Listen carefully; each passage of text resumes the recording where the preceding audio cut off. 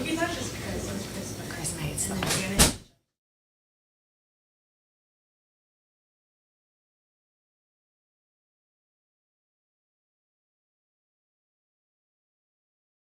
Yeah. She went up to Brooke. She went up to Brooke and said, "I know how to do this." All right, we'll start with an opening statement from Coach, followed by questions from the media. Okay, I think first, just thank you to everybody here that's to cover these wonderful women. What a journey. When we got off the bus last night, someone said to me, you guys were 6 and 16 at one point, and I really didn't know that. And I think maybe that's a little bit of credit to this group and us just deciding to keep working every single day. That did stop me in my tracks just a little bit. I knew we had outcomes that we weren't pleased with, but I didn't realize that. And then, to imagine what the team was capable of after that. A lot of the leaders are here in the room with me who made this happen. But I think just a story that a lot of people are going to want to read about and talk about because sports inspires people, and this group of women are so inspiring because they never let those outcomes define what they were trying to do together.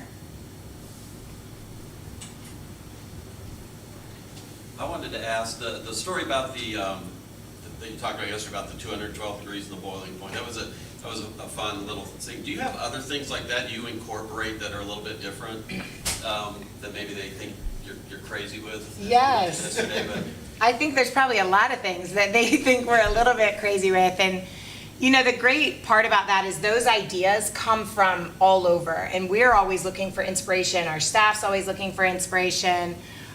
Chris helped us do something really special this year. We actually haven't told this story yet, so you guys are all here to support these women, so we'll tell it. But we hid a Billiken at the championship site to go and find it. So we went and practiced there one time this year. And that's an investment in our team, allowing us to get the opportunity. And we hit a Billiken, and Kyla and Julia were the last two to stay and make sure that it was so secure, because we're like, what if they find it and then they throw it away? And that was, of course, inspired by a Doc Rivers story years and years ago, 2008, when they hid money in the ceiling at Staples Center. Some of you may remember that. And we had once done it with a high school team a long time ago with $1. And Chris actually said, you should hide a Billiken. He knew about the dollar story. And so we hit a Billiken, and then our women wrote basically a note to yourself, which we should all do this. We should all write ourselves a note today and not look at it for 6 months or something like that. And we use the theme, and President Pacello often talks about, the Billiken is the way things ought to be, right? And so we said, write a note to yourself about the way things ought to be and where you want to be the next time we find this Billiken. Well, the great news is the Billiken was still there, because I don't know what we would have done if the Billiken wasn't there. And then the women got their note back, and some of them chose to share those. And that's just a powerful moment, even for myself reading what I wrote, and then for those women that wanted to share what they wrote. So that's one of the cool storylines. And then the 212, guess how long the duration of our game was? One of our supporters researched 2 hours and 12 minutes. So some pretty cool storylines for this group of women. where was it in the facility? The locker room that we used to practice, there was a bench. So we wanted to do the ceiling if we could, but more modern buildings don't have those ceiling tiles the same way. So the team was all looking, where can we put it that it's not going to get found? So under the bench where the wood is attached to the wall, there's the metal. I'm sure there's a term for this that I don't know. And we used athletic tapes, or our athletic trainer helped us with that, and we just secured that Billiken as best we could. Yeah. What changed halfway through the season? Did something just click for you guys, or was there like a moment it's like, we can do this? I think it was more a steady, gradual improvement over time. You would come into the practices and they kept getting better, the practices themselves. The team has their own idea of when they think things changed. I thought the Wichita State game taught us something about ourselves. And even I remember saying, teams that I'm fortunate enough to lead and the staffs I work with, we've often been told our teams fight back, and that's something you love about them. But I'd never had a team fight back from that deficit and have a legitimate chance to compete at the end of the game. So that I remember thinking, wow, something's going on here. Something really good is happening. And then I think the Fordham game really opened the confidence floodgates for our team that, wow, that's a really good team, and we just played closer to what we think we can do. But even all the way up to our last practices and shoot-around preparations, we were still getting better every single day at a rate that I would say is probably not normal for all teams. Coach, obviously, every player contributed to the tournament win, but I want to ask about a specific player, Julia Martinez. Can you describe what makes her so great and how cool the triple double was and all that? Yeah. I've lately been telling her I think she's a storm. I hope she's okay with me saying that. On the court, she just, everywhere she goes, something happens. And I think for her, just the whole storyline of her year this year, and other women that are here with us too had to go through this. It's such a huge leap of faith during a coaching change time. And she had been here and knows so much about, what the program's trying to do. And so just for us to watch that process, and she's absolutely critical to what happened both on and off the court in the development of this team.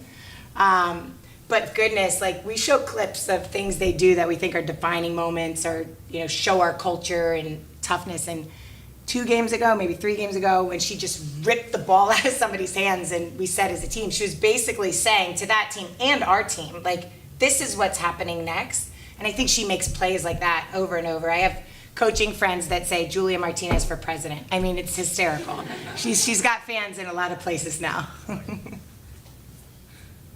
when we talk about the narratives of a new coach coming into a program and kind of think of it as it might start slow, but you hope to end on a high note, you've ended on the highest of notes. I mean, tell us where, did you exceed even your own expectations to a certain degree, and did the women exceed your expectations in a certain way? I think for myself, I always thought it was possible, but I also know the reality, right, of college athletics and sports teams in general and how quickly can you do it. And Chris and Janet and I had multiple conversations about how do you speed up the culture, right? That's what you want to do. But we also know that culture takes time to develop. Strong relationships take time to develop. So yes, I think we did exceed our expectations, but we never put it out of hope. And I heard Kyla talking about hope yesterday and how powerful that is. So yes, I think we exceeded our own expectations. But we never lost the idea, that narrative of we could be the most dangerous team in the tournament, right? Because at a certain point in the non-conference, you're not a bid team now, right? So you got to focus on the tournament. And it's funny that you said narrative, because that was another theme that ran through our team of create our own narrative, right? There may be narratives surrounding our team and what we've done so far, but we get to create our own. And they did. Rebecca, did you think about the historical significance that your team had put together throughout this weekend and what it means for this program to make it to the NCAA tournament? I do try to pause. One of our core values is joy, so you want to remember these moments, because the pace at which we go in a college basketball season, and even today, we just accomplished this yesterday, and these women are in class and in interview sessions. But I think any time that you have the opportunity to write history together with a group of people, we talk a lot about whenever they come back to St. Louis, there will always be a banner that represents what this team was able to do together. And for our staff, we're just so passionate about helping women see what they can do. And you open those doors and those opportunities, and you don't know what's going to happen. You don't know if you're going to win the championship, but you work so hard to figure it out together. And this group, the way they did it in such dramatic fashion, I think is an inspiring story for a long time. And to be able to kind of grit through a couple of those games, especially that last one where there was that buzzer beater, you go to overtime. What does it say about the group and how tough they really are from where they were earlier this season to now that they're A10 champions? Wow. They know this storyline, but we've always talked about them as positive, and we're saying we want a little bit more toughness. We want a little, and did they deliver? When the 3 went in, I turned away for a second and took a breath, right? And we talk about that in mindfulness. And I look at the bench first, and I can see that the women on our bench and staff, they're like determined. Like, it's okay. We have a phrase that actually Julia and Isabel say a lot in practice when something happens. It's okay. It's okay. Like, that happened, and now we need to respond to it, and we're going to figure it out together. And that was that moment. And then I look back at the women on the floor, same attitude. It's okay. Now we got to do it in overtime. That's not exactly how we wanted it to happen, but we know what we have to do next. And then in that last huddle, we were talking about get the first Brooke at the tip.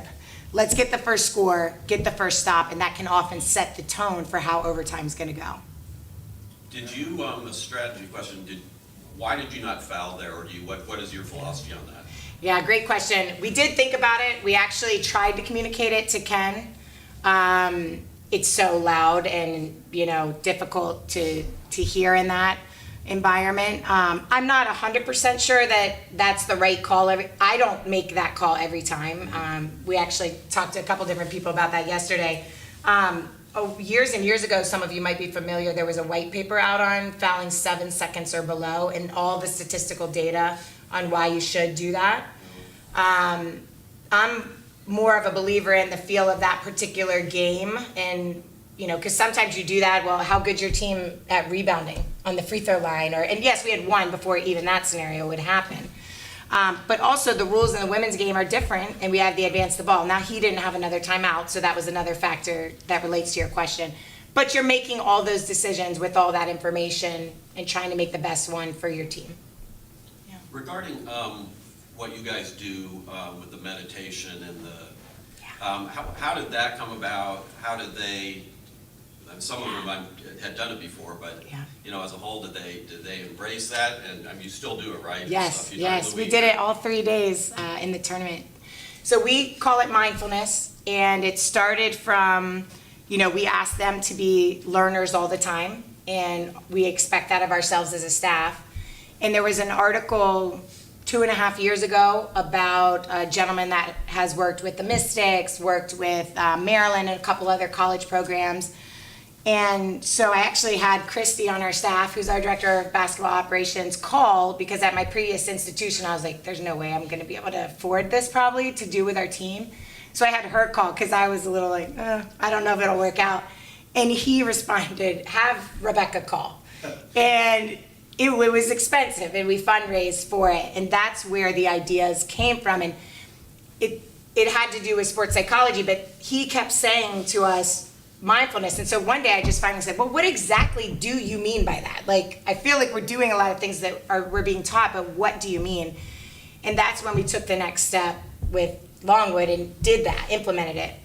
And then here we continued it. In the spring we started it. So it's basically a 10 to 12 minute guided meditation where you're working on your breathing. And while you're working on your breathing, you're hearing phrases of, how you can get your mind centered in big moments. And be an interesting question to ask them for sure about how they feel like it has helped them.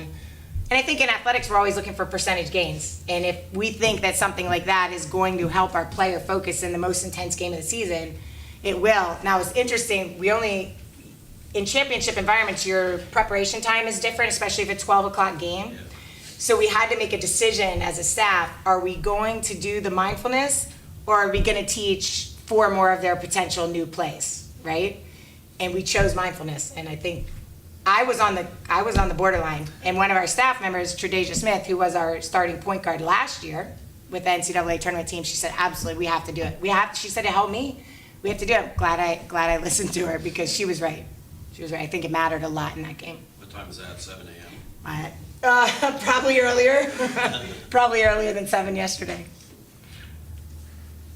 Coach, it's your second year going to the NCAA tournament, taking a lot of the same people, but a new group back. What do you hope your athletes take away from that experience? What do you hope to take away from it? Yeah.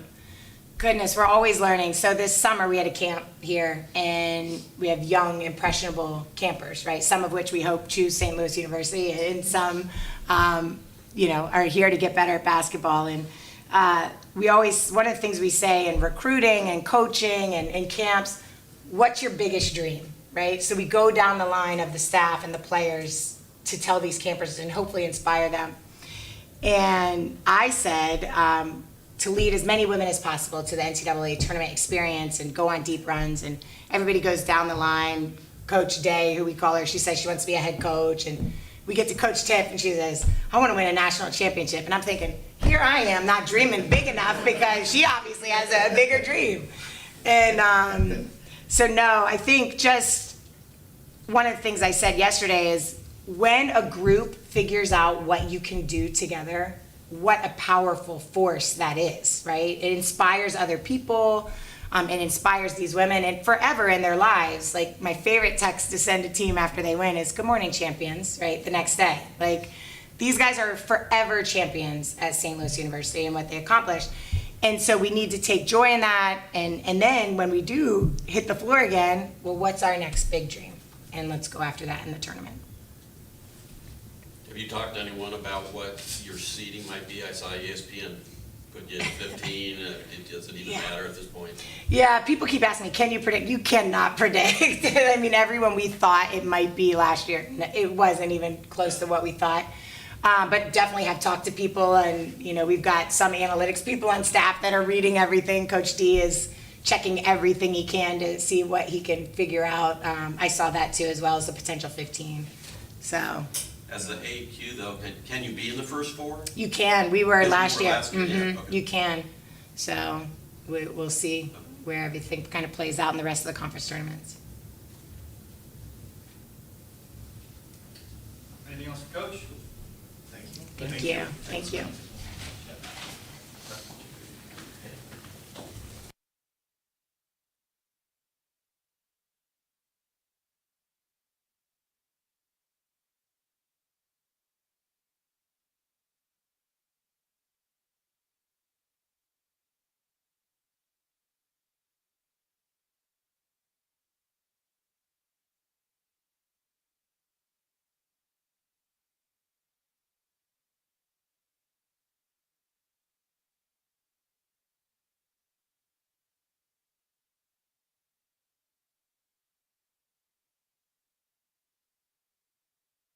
For the student athletes? I mean, your coach just said it, champions for each of you. What does that mean to bring a championship to your school? You want to start? Okay. I think it feels really special for me, just being from here, being able to bring, the trophy back to my hometown. And then just, this is why I stayed. Stayed in St. Louis because I thought that, we had a good group of people and just had faith in, Tillett and her coaching staff and her system. So just to accomplish that dream and achieve that goal is extremely special. I know Tillett had mentioned the camp and going down and talking about, our biggest dreams, and almost everyone had said they wanted to win a championship. And so it means a lot, to be able to, first year especially, to come through and win a championship, which was a dream for a lot of us. Yeah, I think for me, it's just doing something they've never done before. And I think, I think about when I was a little girl starting playing basketball. You watch all these college athletes who are playing in the NCAA tournament and whatever, and it's just, wow, like, what a dream. So just the fact that we were able to win our conference tournament and now we'll be able to go dancing, it's just so surreal, to be honest. Yeah, definitely a surreal experience, and being able to have a banner in Chaffetz Arena that we can all come back to and look at in the future is just really amazing. And to do it with a group of women that you love and having a coaching staff that supports you and everything you do, it's truly amazing. It's always awkward to ask a player about another player that's sitting right there. Can you talk about Julia and what she did in the game yesterday and for your team in general? Just, I think I've said it before, just Julia's work ethic and just doing things that don't always show up, on the stat sheet, and just, being clutch doesn't have to be hitting that one shot. It's getting a rebound that, really kills the whole entire momentum that they could have had or something like that. And I think Drew does all those little things. And I like to use the term like there's pretty basketball, like you don't want to dive on the ground and like you let the ball go out or whatever. And the opposite of that would probably be dirty basketball, but not like dirty, right? But just that diving over everything. I mean, at practice, it's like she's covered head to toe in bandages to cover up what, open wounds she got that week. And just that desire to just give it all no matter what, your body's going through, what you're going through mentally, just pushing to do that dirty style and grittiness is good. So, good job. If maybe just two of you have really strong thoughts, or any of you on the mindfulness thing and what you thought of it at first and what maybe you think it's helped accomplish. No. I mean, just for me personally, I think it kind of just puts you in a place of peace a little bit, and it lets me just kind of reflect on like what we're here to do. I think there was one of our timeouts during our game yesterday. I don't know if it was the game was tied up or something like that, but everyone's kind of talking and adding such great things to our timeouts. But then there was a point where Coach Tillett was like, everyone just take a deep breath. Like for the mindfulness, do the 6-1-7 deep breath in and out. And literally you could see everyone went, and I think it's just like a little bit, it's a couple of seconds to just really just calm down. And such a big moment like that game just kind of lets you like refocus and just bring you back to square one a little bit. So it's not like it's just forgotten about. I mean, you guys actually apply these things, you feel, Yeah. in the course of a game or a timeout or something. Brooke, you were going to say something, sound like. Yes, I think one thing that stuck with me, especially a lot in the championship game, was present moment focus, which is something that is kind of constantly repeated throughout, the different mindfulness sessions. So just all the ups and downs that can happen. You might miss a shot, your opponent might make a shot on you or something like that, but you have to kind of continue to stay in the moment. You can't get too high, can't get too low, don't think too far ahead. So just, centering yourself back to the present moment and staying focused, I think it really just helped me to kind of remain confident and in tune with everything that was happening during the game. So. Brooke, have you thought about the historical significance of what you guys achieved over the weekend, particularly knowing how you're from here and you stuck around and obviously are one of the best players in this program's history. What do you think about what you guys achieved? It's amazing. Nothing short of amazing. Can't believe it. It's still kind of like registering for me. But it once again, it is truly special just to bring, the first championship back and just being from here, and just doing it with this group of people. I feel like we've been through a lot in our short time together, and it's truly special group, and I'm so happy that I stayed and that I could experience this with all these wonderful young women. Anything else for student athletes? I do this, again, on another off note on this hiding of the Billiken. The thought behind that, did you want the Billiken spirit to be there for a couple of months before you came back? Did you want, what were you looking to put into the building? I think we're just looking for opportunity to create joy and hope for our team. I think it created so much, just like intensity within us. Like we wanted to go back there and find that Billiken for a championship, and I think that's really important for us to something to look forward to, and just bring luck into the building, and we did just that. So very exciting. Julia, what do you think was what has been well, how have you guys grown since you guys were 16? Like, go from there to where you guys are now. What is the difference with this team, and why are you guys so successful? I think people can bring up certain games or stuff like that, and I kind of agree with what Tilla said. It kind of was just a steady road, or like like we were just kind of improving little bit by little. But I look back on like our practices, the way we practiced in the beginning of this year compared to we've been practicing, I say within this past month, is just so different. The intensity has gone up. It's just so much louder in there. Everyone's talking and communicating so much more. There's bodies on the floor, more people are just working really hard, and I think just everyone just really took a huge step up and elevated, and I think people just were like sick and tired of losing, like just didn't want to lose anymore, and I think everyone just, I don't know, I keep saying it, but elevating, like people just, we didn't want to lose anymore, we were hungry, and I think after the Fordham game, we finally proved to ourselves that we can beat like hard teams because we've been so close within so many other games, but just couldn't finish it. So after that game, I think that was such a momentum changer for us, and then from there, we've just been going up. Do you think that elevation of your game in practice and in the contest itself, did it help yesterday when you guys kind of faced a little bit of adversity there at the end, had to go in overtime? Yeah, I definitely think so. I think was that our first overtime game? No. Oh. VCU. Oh, yeah, okay. Sorry, I forgot. Long season.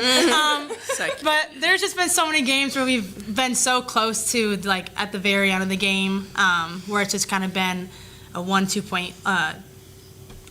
point differential. So, yeah, definitely just the experience with playing different teams, even in our non-conference and conference, just getting those reps and that experience that finally paid off in the biggest game that we could play so far, which was the A-10 conference championship.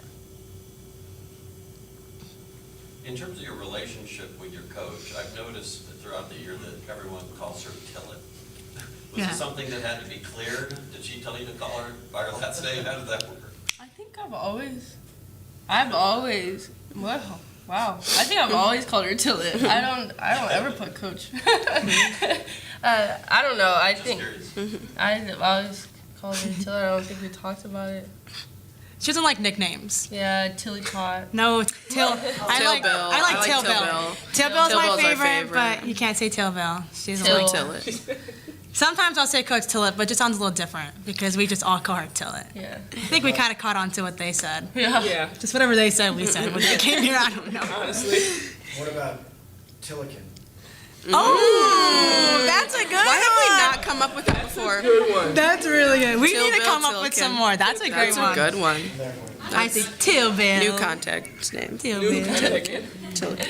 Tillican. That's a good one. Great to see you again. Anything else?